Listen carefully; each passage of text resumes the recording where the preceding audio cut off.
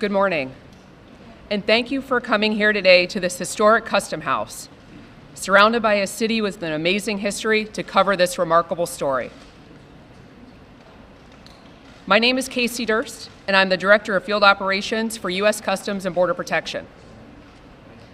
At this time, I would like to recognize Jim Carroll, White House Drug Czar, and my other law enforcement partners present here today.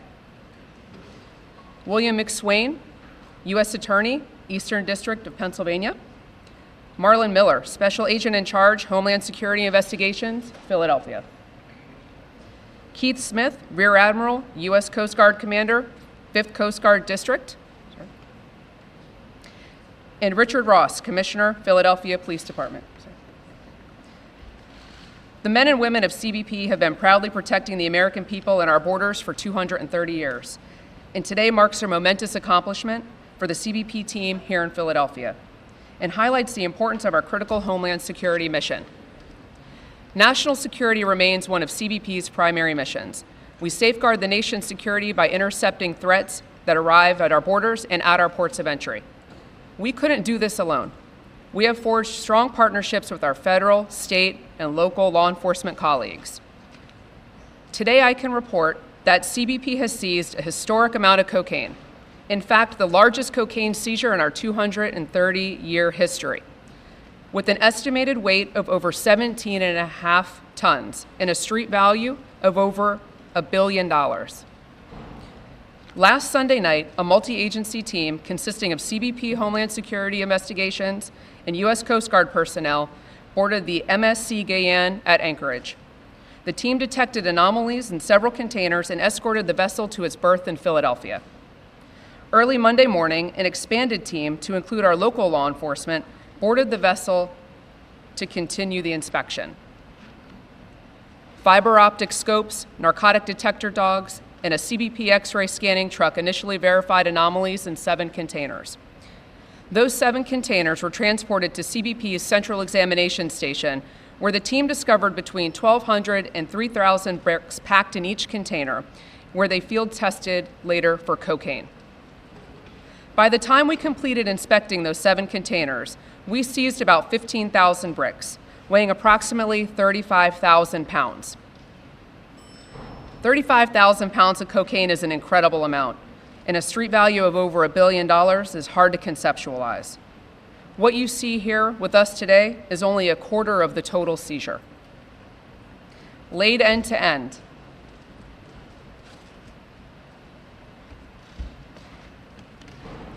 all the bricks cover a distance of about 2.5 miles, or about from where you're standing to the art museum.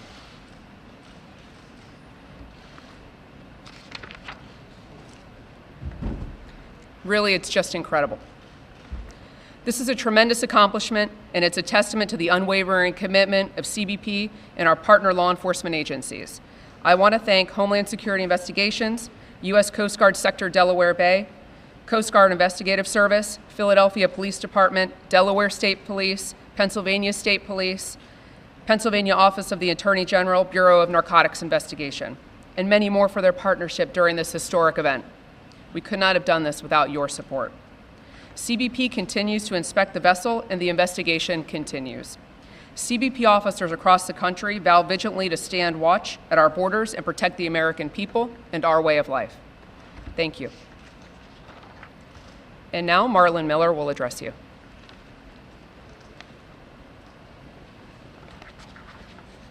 Thank you, Casey. I would first like to extend my appreciation to all the officers, special agents, canine handlers, intel professionals, and prosecutors whose diligence and professionalism over the last 96 hours led to this historical seizure of over 17.5 tons of cocaine and 6 arrests. In addition to our DHS partners, CBP, Coast Guard, and Coast Guard Investigative Services, I would like to recognize and commend the following state and local law enforcement agencies who joined together to contribute substantially to this effort. Philadelphia Police Department, PA Attorney General's Office, Bureau of Narcotics Investigations, Pennsylvania State Police, Delaware State Police, Nether Providence Police Department, Liberty Mid-Atlantic HIDA, and the canine units from Montgomery County Sheriff's Department, Robinsonville Police Department, Ewing Police Department, Mercer County Prosecutor's Office, Warrenton Township Police Department, and Warrenton County Department. 4 days ago, HSI's Border Enforcement Security Task Force, along with CBP, Coast Guard, and our state and local law enforcement partners, commenced on a large-scale vessel search of the motor vessel Guyane upon arrival to the Port of Philadelphia from locations in South America. During the course of the days-long operation, law enforcement teams identified a number of shipping containers aboard the vessel containing kilogram-sized bricks of narcotics, later testing positive for cocaine. In concert with the National Targeting Center and JTF East, the investigation rapidly grew as HSI investigators and prosecutors developed enough evidence to charge 6 vessel crew members with violations of federal narcotic smuggling laws. HSI special agents enforce a wide range of criminal statutes, includes Title 18, Title 19 of U.S. Code. The statutes address general smuggling issues as well as customs violations. HSI also enforces Title 21, which is the importation, distribution, manufacturing, and possession of illegal narcotics. I'd like to commend all the law enforcement agencies involved in this momentous seizure of cocaine in the Port of Philadelphia. I'd like to turn the podium over to U.S. Attorney Bill McSwain. I'm sorry. Okay, I'm not the U.S. Attorney. I'm Admiral Keith Smith. I'm the 5th District Commander, Mid-Atlantic Region. And it's a real honor for me to be here today and a privilege to be part of this great team and part of the seizure with our partners here from CBP, HSI, and the Philadelphia Police Department, as well as other partners from other agencies. The Coast Guard, in support of our federal agencies and other partners, provided law enforcement personnel from Sector Delaware Bay, the Maritime Safety and Security Team from New York, special agents from Coast Guard Investigative Services, and waterside security from Stations Philadelphia and Station Cape May. Overall, 51 Coast Guard personnel representing 5 separate units from 4 states participated. The success of this inspection is proof that collaboration and information sharing between agencies works. In particular, Joint Task Force East coordination with DHS components, which resulted in one of the largest cocaine seizures in U.S. history. The Coast Guard units throughout the nation work with our federal, state, and local partners year-round to promote safety, security, and environmental stewardship of our waterways. Those partnerships, developed and enhanced over many years, come together in a case like this to take truly historic amount of illicit drugs off the streets. We will continue to leverage every tool at our disposal to stem the flow of illicit drugs and dangerous drugs from our ports and remain ready, relevant, and responsive to the service of the American people. Thank you. Now I'll turn this over to the U.S. Attorney McSwain.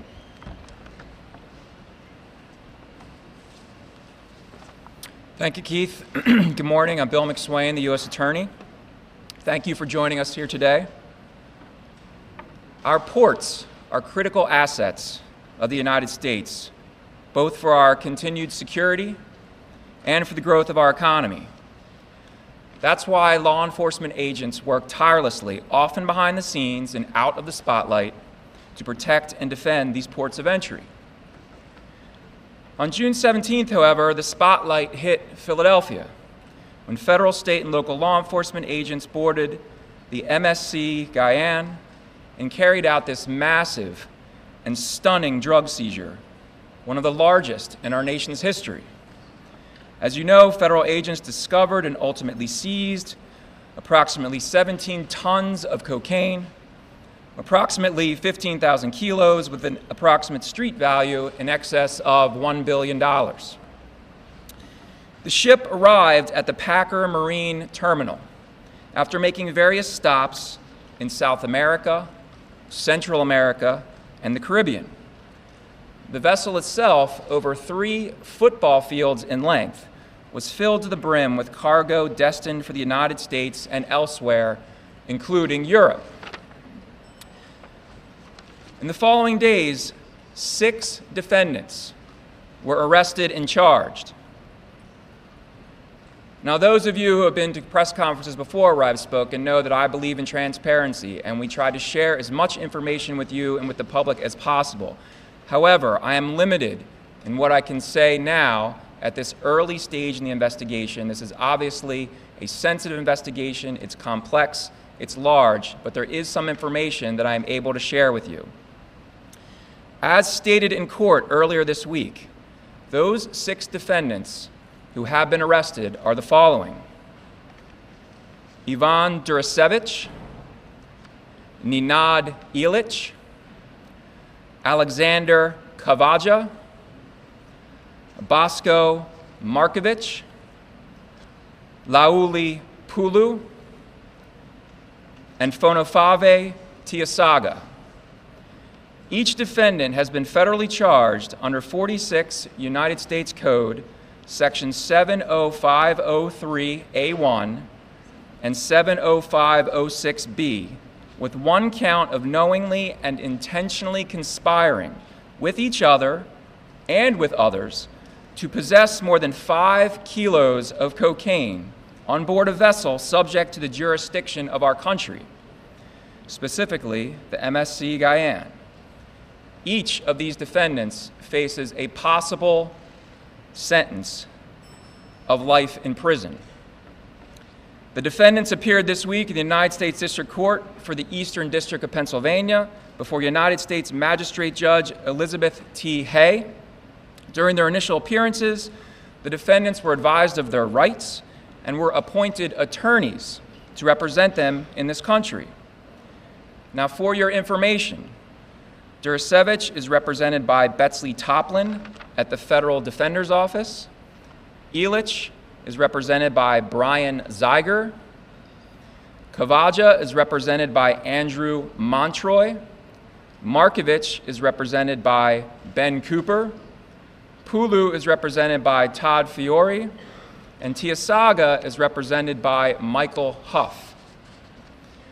For each defendant, the next stage in this process is for the court to hold a hearing to determine if the charges are supported by probable cause and if the defendant should be held in federal custody pending trial. Those hearings are currently scheduled for this Monday, June 24th at 1:30 p.m.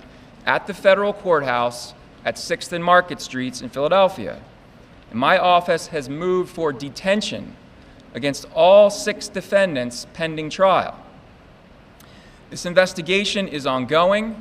The situation is very fluid, but I can tell you that in addition to prosecuting those named individuals and any others involved, our office is considering all available remedies, including possible forfeiture of the ship and any appropriate criminal and civil penalties.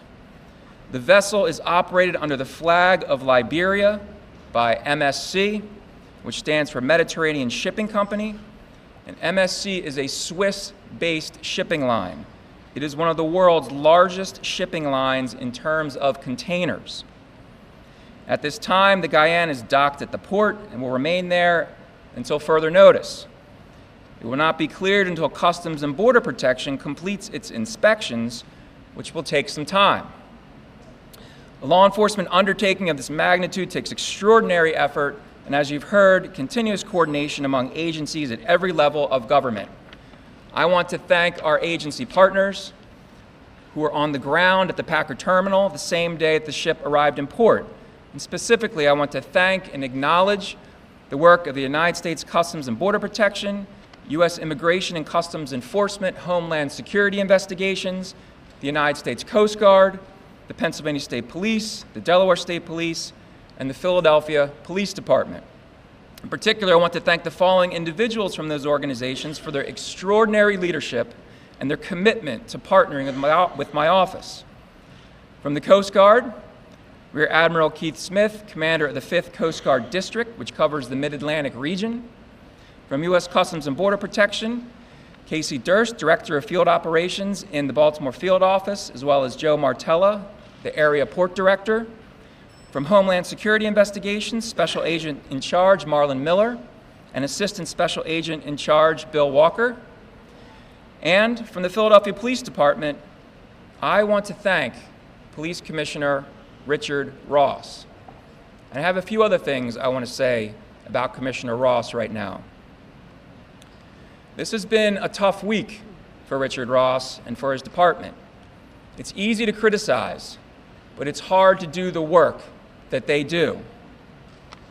I see the dedication of Commissioner Ross and his department on a daily basis, and I think he's doing an extraordinary job under very difficult circumstances that are not of his making.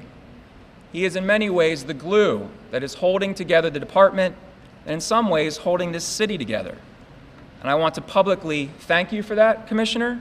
I want to thank you for your honesty, your dedication, your bravery, and your friendship.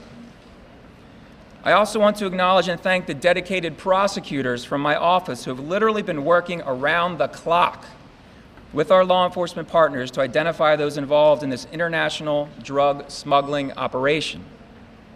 This case is a prime example of why America needs strong border protection and why drug trafficking, interdiction, and prosecution remain a top priority for my office.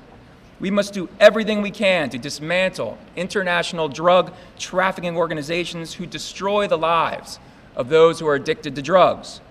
That begins with strong border protection and ends with aggressive prosecution of those who seek to profit from peddling poison. And to those aboard the ship, who were aboard the ship and who now are in federal custody, I say this: you thought you could breeze into our port and then leave with enough cocaine to destroy millions of lives without getting caught.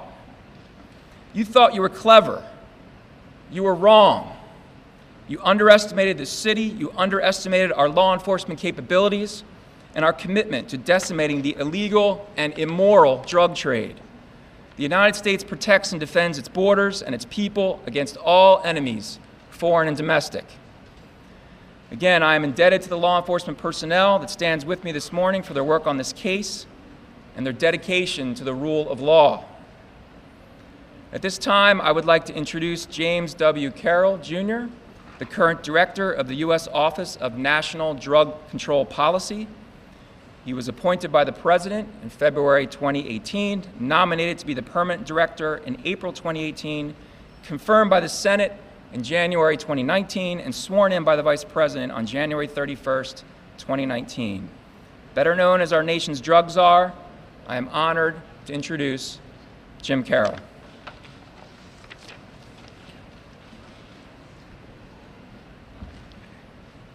Good morning. I bring you greetings and congratulations from the White House and specifically from President Trump. I want to recognize and thank the brave men and women of our federal, state, and local law enforcement, as well, of course, as our wonderful canine units. This week, as we know, 16.5 tons of cocaine has been seized, and now 6 men associated with this crime have been arrested and charged. What is clear is that under President Trump, we will hunt down these drug traffickers. We will stop them from bringing poison anywhere into our country and anywhere into our world. We will bring them to justice, and we will let no stone be unturned. Make no mistake, we will use every resource at our disposal to find these traffickers, and once we have them in custody, we will apply the fullest measure of the law possible. Already, under this president's leadership, the Department of Justice is prosecuting 40 times more fentanyl traffickers. In 2018, Homeland Security's ICE investigations has made 722 arrests and seized over 2,200 pounds of fentanyl, the other deadly poison that's coming into this country. That is a almost 400% increase since 2016. And so while we must always be relentless in our efforts to hunt down these drug traffickers and bring them to justice, we must never forget to help our fellow citizens. Those who are struggling with addiction need help. Under this president, we have 20% more people seeking and entering treatment than ever before. Our compassion for them knows no bounds. We know in this shipment that there were doses enough for 2 million different individuals at any time. This could have killed countless thousands and maybe millions of people. The dedicated work by the men and women that I stand in front of right now and those who are still hard at work is an incredible opportunity for us to say thank you and to say quite sincerely, you have saved lives. God bless you for your determined efforts to keep America safe. I'll now turn this over to DFO Durst. We would be happy to address your questions. How did you know to board that ship before it came into the dock?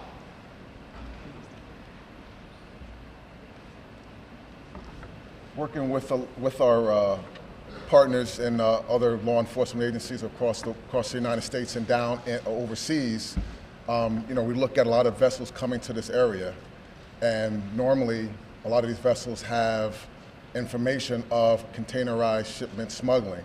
So partnering up with CBP and Coast Guard, we're like, let's take a look at this vessel that's coming from Central and South America and see what we can garner.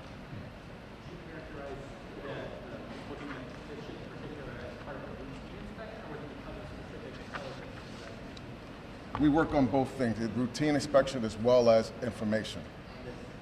Yeah. I'd like to ask Mr. McSwain a question, if I may. Mr. U.S. Attorney, did these 6 people make higher-ranking members of the CIA? I appreciate the question, Steve, but I can't get into the kind of details like that. It's an ongoing situation. We're talking to these folks. We're doing everything you would expect law enforcement to do to get to the bottom of what happened, but I can't share specifics of what they are or are not telling us at this point. But did they name higher ups and people in management or the company or the Swiss shipping company? Again, I can't answer that question now. At the appropriate time, when I have more information that I can share, I promise we will. Yes, they're crew members. Where are the 6 individuals from? The crew was comprised of people from various foreign countries. That's really all that I can say about the crew. There were no Americans as part of the crew, but I'm not going to get into where the 6 were from or where the rest of the crew was from, other than to say that they are foreigners. Is the rest of the crew in custody too, or just the 6 mentioned? The 6 that I mentioned that have been arrested are the only ones that have currently been arrested. But we're continuing to do our investigation as quickly as possible, and we're talking to everybody that we can. But sir, in the original report affidavit, the first 2 defendants implicated others and admitted their roles in securing this cocaine from 2 sets of smaller boarding vessels that pull up to the side at sea. As I said earlier, it's a fluid situation. It's a developing situation. We have sealed certain documents at this point because of the developments in the investigation. So again, I'm not going to comment on what someone is specifically telling us now or might have told us in the past. Was the ship planning on docking? Do you know whether the ship was going to dock in Philadelphia, or you boarded it and brought it in once you became suspicious about it, or something to speak to that? All I could say is that the ship was making stops in South America, Central America, the Caribbean. We knew it was coming to Philadelphia and was going to go elsewhere, as I said in my remarks. I don't know if any of my colleagues want to address that any further. Yeah, so the vessel was planning on coming in, and just to get back to your first question, so every commercial vessel that comes in does get screened by the Coast Guard. So we screened that vessel, went on board, and looked at it. We found some stuff, and we did bring it into the port. So it was originally kind of come in, but we did bring it in, escorted in, and did conduct the boarding port side. So it was planning on coming into the port. So your initial screening was a routine screening? Yes, yes, it is. More than that? Now, part of what the Coast Guard does, commercial vessels are all screened before they come in. Based on that screening, we may go on board and board the vessel. The determination was we would board this vessel. We went on board, found some more indicators, and that's why we brought it ashore to do a dockside boarding on the vessel. Do you know whether the cocaine, you expected the cocaine to come off this boat here? I can't speak to that. Somebody else speak to that? I'm not going to get into details about that other than to say, of course, theoretically, any port that the ship was going to go to, it could have unloaded the cocaine. So you can draw your own conclusions from that, but I'm not going to give any more specifics. Were there any Americans on No, as I said earlier, the crew is made up of all foreigners from various countries. Correct.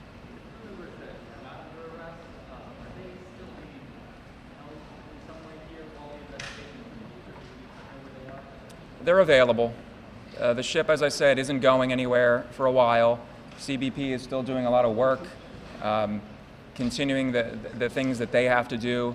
So in the meantime, nobody's going anywhere. They're available to us. They're not getting away.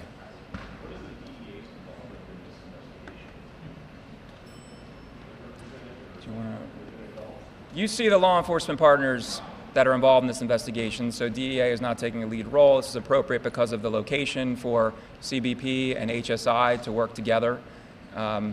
So that's who's handling it. You have in court papers, though, I think, that are publicly available. You talked about where the loading actually occurred. Could you speak to that a little bit? Just where this large load was actually put on the vessel?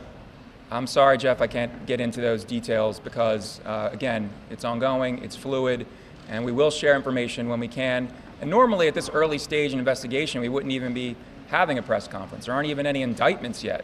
We just have complaints and warrants for arresting folks. But because of the intense public interest, because of the importance of what you see in front of you, we're trying to give you everything that we can right now, but we're not going to get into the details of how the cocaine got onto the boat and what the plans were. Can you speak to the anomalies that you found in the stream? What tipped you off? And was there no tip ahead of time that there might be something on the ship that was concerning? You don't have to answer these questions if you want. The only thing about that, a lot of the anomalies we may have saw is a part of what we do investigatively and a lot of our trade craft, so I can't go into detail about that. There was no tip ahead of time? I mean, a lot of things that we do day to day with CBP and Coast Guard, you know, we look at intel reports on ships coming into the States and look at, you know, containerized shipments and smuggling methods. So I think this is part of what we do day to day. And there was no resistance by the crew at all to your boarding? No. They were cooperative. If I could just flesh out one thing I said in response to the question about what agencies are working on this. These agencies are the ones that are the face of this investigation, who are working on it primarily, but there's lots of folks that are working behind the scenes that are helping. For example, DEA. So even though DEA is not a part of this press conference, they're still providing critical support. And I believe Jim may want to add something to that as well. Thank you, U.S. Attorney. I do want to mention DEA because obviously the intelligence capabilities that they have been able to assist the law enforcement that are here and the other law enforcement that have been mentioned. Obviously, the lead agencies that are standing behind me are the ones who deserve the praise for going on board and making sure to secure the load and to secure the individuals that are under arrest. Could you speak to the size of the organization that would have to exist to harvest this amount of coke, manufacture it, package it, place it on board a large shipping vessel like this? I can't get into the details, but obviously there's a lot in front of us. This is only a small percentage of it, as was mentioned. So I'm sorry I can't answer those questions right now. And I think we probably ought to take maybe one or two final questions. Can you talk about the roles of the six playing in this The individuals have been arrested, and I'm sorry at this time I cannot go into that. Mr. Carroll, can you speak to us? We've heard a lot about heroin and fentanyl. Can you talk to us about cocaine and its prevalence right now? Kind of wasn't on our radar, I think, perhaps when we talk about overdoses on a regular basis. 70,000 Americans are losing their lives every year to an overdose. That's the equivalent of a major airliner going down every day. The primary cause of the deaths are opioids, either synthetic fentanyl or heroin, which is made in Mexico. But sadly, cocaine deaths have been on the rise starting about 5 years ago. And with the renewed emphasis on cutting down on cocaine entering into the country, working closely with the governments of Colombia, and my visits down to Colombia with President Duque down there, we're working together to try to work at the international level to stop cocaine from coming into this country as well. You think this was a cocaine, then this cocaine South Columbia? Your views? I think, as we said before, that's part of the ongoing investigation that we can't reveal at this time. Please, whoever who has not asked a question, one last question, please. Can we speak to Commissioner Ross? Why not? What's your question, Jeff? What's the role of cocaine in the flow of narcotics in this city? What are you most concerned about in terms of what's out on the street? Well, I mean, first of all, let me just underscore what everyone else has said about the partnerships. We have a wonderful partnership with all our federal, state, and local individuals here today. So I can't say enough about that. That's ongoing. That's every day, the ability to pick up the phone and talk to any one of them here. But cocaine still remains a significant problem in Philadelphia. There's no question about it. As one of the questions kind of alluded to, we talk a lot now about heroin and fentanyl, but cocaine hasn't gone away. And you've heard me even talk about issues we've had with marijuana, particularly as it relates to distribution and the carnage that's caused from the sale of all these drugs. I mean, so whether you're talking about the addiction and the scourge that's having on our country, you also got to talk about the violence that accompanies all this stuff. I mean, and that's a major issue for all of us. So as I see this, not particularly knowing where any of it was destined for, I'm very concerned about, what may result from it. Because had people had an opportunity, whether it be here, New York, or across this country in particular, to get involved in distributing these types of drugs, I am directly concerned or equally concerned about the violence that could have occurred as a result. So I think it speaks volumes to the efforts and the work that was done to stave off in particular carnage across the country, but to save lives as well. So I mean, I think you've got to look at it from a holistic standpoint and realize what could have happened as a result of all these drugs hitting the streets of somewhere, whether it be this country or somewhere else. All right, we're good? All right, thank you very much.